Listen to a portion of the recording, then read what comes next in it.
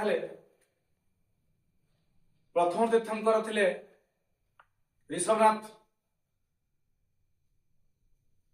22 number ଥିଲେ ନେମିନାଥ, ତ୍ରୟୋବିଂଶ ତୀର୍ଥଙ୍କର ଥିଲେ ପାର୍ଶ୍ୱନାଥ। ଆସିଲା ଜୀବନର ଶେଷ ତୀର୍ଥଙ୍କର 24ତମ ତୀର୍ଥ ବା ଧର୍ମ ପ୍ରଚାରକ। ଆଉ ସେ 24ତମ ଧର୍ମ ପ୍ରଚାରକ ହେଲେ ମହାବୀର ବର୍ଦ୍ଧମାନ ବା ବର୍ଦ୍ଧମାନ ମହାବୀର। ମହାବୀର ବର୍ଦ୍ଧମାନ ଥିଲେ ଜୈନ ଧର୍ମର ଚତୁର୍ବିଂଶ ବା ଶେଷ ତୀର୍ଥଙ୍କର, ଯିଏକି ଜୈନ ଧର୍ମକୁ ଲୋକଲୋଚନକୁ ନେବା ପାଇଁ ଆଉ ଟିକେ ଆଗକୁ ନେବା ପାଇଁ ସବୁବେଳେ ଅସ୍ଥିର ହୋଇ ପଡିଥିଲେ। ଜୈନ ଧର୍ମକୁ ଏତେ ମାତ୍ରାରେ ଆଗକୁ ନେବା ପାଇଁ ସ୍ୱପ୍ନ ଦେଖିଥିଲେ ଯେ ନିଜ ଜୀବନକୁ ଉତ୍ସର୍ଗ କରିଦେଇଥିଲେ ସେଇ ଜୈନ ଧର୍ମ ପ୍ରଚାର ନିମିତ୍ତ। ବ୍ରାହ୍ମଣ ମାନଙ୍କର ପ୍ରାଧାନ୍ୟ ଓ ବେଦକୁ ସେ ଘୋର ନିନ୍ଦା କରୁଥିଲେ। ମହାବୀର ଜୈନ ବ୍ରାହ୍ମଣ ମାନଙ୍କର ପ୍ରାଧାନ୍ୟ ଓ ତାଙ୍କର ଦ୍ୱାରା ରଚିତ ବେଦ ତୀବ୍ର ନିନ୍ଦା କରୁଥିଲେ ମହାବୀର ଜୈନ। ତେଣୁ ଜୈନ ଧର୍ମକୁ ପୂର୍ଣ୍ଣ ରୂପେ ପ୍ରତିଷ୍ଠା କରିବା ପାଇଁ ମହାବୀର ଜୈନ ତାଙ୍କର ବାଣୀ ସର୍ବଜନା ବା ଲୋକମାନଙ୍କ ଦ୍ୱାରା ଆଦୃତ ହୋଇଉଠିଲା। ଷଷ୍ଠ ଶତାବ୍ଦୀର ଧାର୍ମିକ ଜଟିଳତାର ସମାଧାନ କରିଥିଲା। ଯୋଉ ଷଷ୍ଠ ଶତାବ୍ଦୀରେ ଧର୍ମ ଆନ୍ଦୋଳନ ଯୋଉ ଉଠିଥିଲା ତାହାକୁ ମହାବୀର ଜୈନଙ୍କର ବାଣୀ ତାର ସମାଧାନ ନିମିତ୍ତ ବାଟ ଫିଟେଇ ଦେଇଥିଲା। ତେଣୁ ମହାବୀର ବର୍ତ୍ତମାନ ଖ୍ରୀଷ୍ଟପୂର୍ବ 540ରେ ଉତ୍ତର ବିହାର ଅନ୍ତର୍ଗତ ବୈଶାଳୀ ନିକଟସ୍ଥ କୁନ୍ଦ ଗ୍ରାମ, ଉତ୍ତର ବିହାର ଜିଲ୍ଲାରେ ବୈଶାଳୀ ଅନ୍ତର୍ଗତ କୁନ୍ଦ ଗ୍ରାମ, ତାଙ୍କ ଗ୍ରାମର ନାମ ଥିଲା କୁନ୍ଦ ଗ୍ରାମ। ସେଠି ସିଏ ଗୋଟେ ଅଭାବୀ ପରିବାରରେ ଜନ୍ମଗ୍ରହଣ କରିଥିଲେ। ଯଦିଓ ଅଭାବୀ ପରିବାରରେ ଜନ୍ମଗ୍ରହଣ କରିଥିଲେ, ଜନ୍ମ ହେବା ସଙ୍ଗେ ସଙ୍ଗେ ତାଙ୍କ ମନରେ ଉଠିଥିଲା ଧର୍ମ ଓ ଧର୍ମରେ ଏତେ ଅନ୍ଧ ହେଇଯାଇଥିଲେ ଯେ ନିଜ ଜୀବନକୁ ନିୟୋଜିତ କରିଦେଇଥିଲେ ସେଇ ଧର୍ମ ପ୍ରଚାର ନିମିତ୍ତ। ତାଙ୍କ ପିତାଙ୍କ ନାମ ଥିଲା ସିଦ୍ଧାନ୍ତ ଜ୍ଞାନୀ ବା ନାଟ, ମାତା ତ୍ରିଶଳା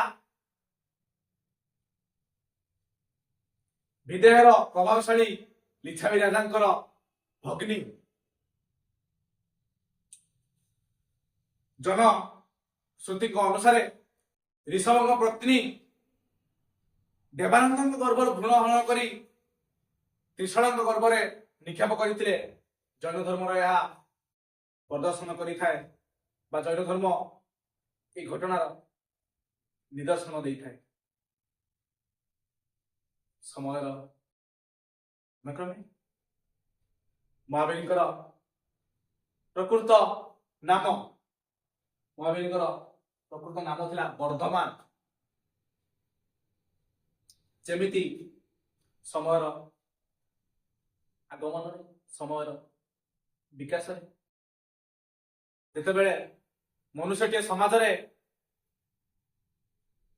କିଛି ଅର୍ଜନ କଲା ଭଳି ନାମ ପାଇଯାଇଥାଏ, ଲୋକମାନଙ୍କର ପ୍ରିୟ ଭାଜନ ହୋଇପାରିଥାଏ, ତାଙ୍କର ନାମଟି ଲୋକମାନଙ୍କର ବେଶ ଆଦୃତ ହେବାରେ ଲାଗିଥାଏ। ଠିକ ସେହିପରି ସମୟର କ୍ରମେ ମହାବୀର ନାମରେ ପ୍ରସିଦ୍ଧ ଲାଭ କଲେ। ବର୍ତ୍ତମାନ ନାମ ନେଇ ଜନ୍ମ ଲାଭ କରିଥିବା ସେଇ ମହାବୀର ପରବର୍ତ୍ତୀ ସମୟରେ ଲୋକମାନଙ୍କର ମହାବୀର ନାମରେ ପ୍ରସିଦ୍ଧ ଲାଭ କଲେ ଓ ଜୈନ ଧର୍ମ ଗ୍ରନ୍ଥ ମାନେ ତାଙ୍କୁ ନଟପୁତ୍ର, ଗାଁ ଗହଳିରେ ପିଲାମାନେ ଦେଖିଥିବ, ଜେଜେବାପା ହୁଅନ୍ତୁ କି ଜେଜେମା ହୁଅନ୍ତୁ, ତମକୁ ଏ ରାମ ପୁଅ କି ଶ୍ୟାମ ପୁଅ, ସେ ମଧୁ ଝିଅ କି ହଉ କି ଯଦୁ ଝିଅ ହଉ, ଏମିତି ବାପାଙ୍କ ନାମ ଧରି ଡାକନ୍ତି। ଭାରି ଭଲ ଲାଗିଥାଏ ନା, ଯେତେବେଳେ ବାପାଙ୍କ ନାମରେ ଆମେ ସମାଜରେ ଜଣାଶୁଣା ହୋଇଥାନ୍ତି, ସେତେବେଳେ ଆମେ ତ ଜଣାଶୁଣା ହେଇନାହାନ୍ତି, ଆମ ବାପାଙ୍କ ନାମଟି ସମାଜରେ ଲୋକମାନଙ୍କ ମୁହଁରୁ ଶୁଣିଲା ପରେ ବହୁତ ଭଲ ଲାଗିଥାଏ। ଠିକ ସେମିତି ଜୈନ ଧର୍ମରେ ବସବାସ କରୁଥିବା ଲୋକମାନେ ମହାବୀରଙ୍କୁ ନଟପୁତ୍ର ନାମରେ ଡାକୁଥିଲେ। ତାଙ୍କ ବାପାଙ୍କ ନାମ ପେନ୍ ନାମ ଥିଲା ନଟ। ସେ ମଧ୍ୟ କାଶ୍ୟପ ଅର୍ଥାତ୍ କାଶ୍ୟପ ଗୋତ୍ର ଅର୍ଥାତ୍ କାଶ୍ୟପ ପୁତ୍ର ତଥା ବେଶାଳୀୟ ରୂପେ ପରିଚିତ।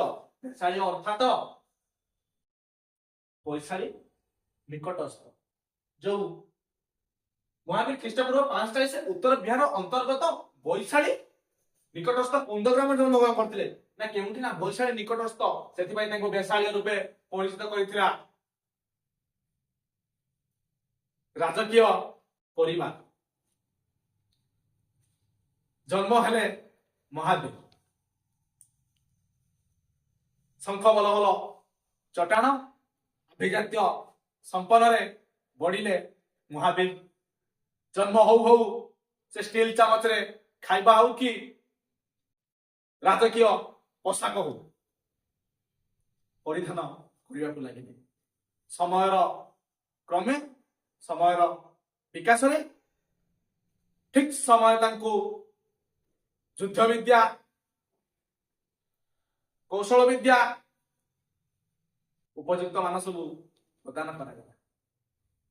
ଓ ଏତିକି ସମୟରେ ମହାବୀର ଧୀରେ ଧୀରେ ପ୍ରଥମ ଜୀବନର ପାହାଚ ଚଢିଲା ପରି ପ୍ରଥମ ପାହାଚ, ଦ୍ୱିତୀୟ ପାହାଚ, ତୃତୀୟ ପାହାଚ, ଚତୁର୍ଥ ପାହାଚ ଏମିତି ବିବାହର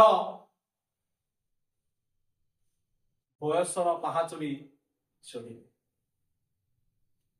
ହାତକୁ ଦି ହାତ ହେବାକୁ ସ୍ୱପ୍ନ ଦେଖିଲେ ଓ ଠିକ ସମୟରେ ତାଙ୍କୁ ବିବାହ ବନ୍ଧନରେ ବାନ୍ଧି ଦିଆଗଲା। ଅନ୍ୟନ୍ତ ସୁନ୍ଦରୀ ନାମ ତାର ଯଶୋଦା। ନାମ ତାର ଯଶୋଦା। ଯଶୋଦାଙ୍କ ସହିତ ବିବାହ ବନ୍ଧନରେ ବାନ୍ଧି ହେଲେ। ତାଙ୍କ ଦାମ୍ପତ୍ୟ ଜୀବନ ବି ବହୁତ ସୁଖମୟ ମଙ୍ଗଳକର ହୋଇ ଉଠିଲା। ଠିକ ସେତିକି ବେଳେ ବିବାହର ବର୍ଷ, ବିବାହ ନୂଆ ନୂଆ ହୋଇଛି। ପିତାମାତାଙ୍କର ପବିତ୍ର ମିଳନରୁ କନ୍ୟା ସନ୍ତାନଟିଏ ଜାତ ହେଇଛି। ନା ତାର ଅନଜା ବା ପ୍ରିୟଦର୍ଶିନୀ। କେତେ ସୁନ୍ଦର ନା, ରାଜକୀୟ ପରିବାର ନା। ପିତାମାତାଙ୍କର ମିଳନ ଘଟିଲା, ପବିତ୍ର ସମ୍ପର୍କ, ଯାହା ପବିତ୍ର ମିଳନରେ ଆଜି ମୁଁ ଛିଡା ହେଇଛି ତମମାନଙ୍କ ଆଗରେ, ତମେ ମାନେ ଛିଡା ହେଇଛ ସମାଜରେ। ଠିକ ସେମିତି ମହାବୀର ଯଶୋଦାଙ୍କ ପରସ୍ପର ପବିତ୍ର ମିଳନରେ ସୃଷ୍ଟି ହେଲା ଗୋଟିଏ କନ୍ୟାଟିଏ। ନା ତାର ଥିଲା ଅନଜା ବା ପ୍ରିୟଦର୍ଶିନୀ। ସାଂସାରିକ ଜୀବନ ବହୁତ ଜଟିଳ ଆଜ୍ଞା। ସାଂସାରିକ ଜୀବନରେ ଥରେ ପାଦ ଥାପିଛ ମାନେ ପଛକୁ ଫେରି ହବ। ସଂସାରକୁ ନେଇ ଆଗକୁ ଆଗେଇ ଯିବା ପାଇଁ ପଡେ। ଠିକ ଏତିକି ବେଳେ ଦାମ୍ପତ୍ୟ ଜୀବନ ବହୁତ ସୁଖମୟ ହୋଇ ଉଠିଛି। ଜୀବନର ଆକାଶରେ ଘୋର ଅନ୍ଧକାରମୟ ଘଟିଲା ପରି ଠିକ ସେମିତି ତାଙ୍କ ଜୀବନରେ ଅନ୍ଧକାରମୟ ଘଟି ଆସିଛି। ଠିକ ସେତିକି ବେଳେ ତାଙ୍କ ଜୀବନରୁ ତାଙ୍କ ପିତା ମାତା ପରିତ୍ୟାଗ କରିଛନ୍ତି। କେତେ ଦୁଃଖର ବିଷୟ ନା। ଘରକୁ ଆଣିଥିଲେ ବାହା ହୋଇ କନ୍ୟାଟି, ଜନ୍ମ ବି ନେଇଥିଲା ଅଲିଅଳି ନାତୁଣୀଟି।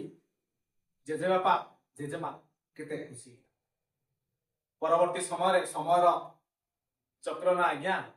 ସେଥିପାଇଁ ଓଡିଆର ଗୋଟିଏ ପ୍ରବାଦ ଅଛି, କେହି ରହି ନାହିଁ ରହିବେ ନାହିଁ କି ଭବରଙ୍ଗ ଭୂମି ତଳେ, ସର୍ବେ ନିଜ ନିଜ ଅଭିନୟ ସାରି ବାହୁଡିବେ କାଳ ବଳେ।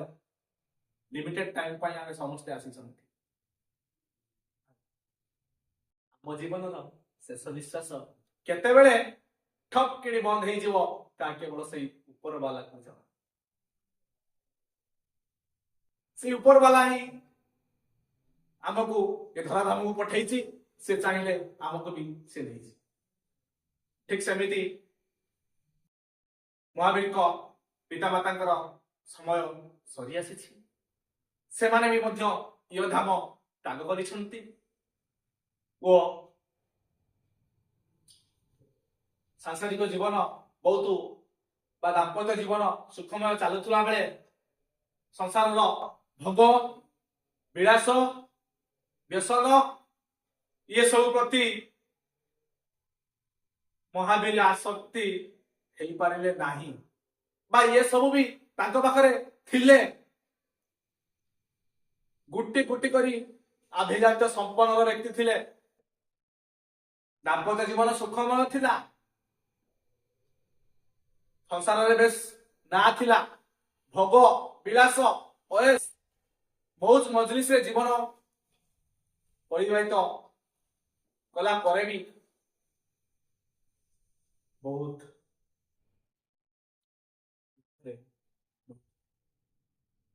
କାହିଁକି ନା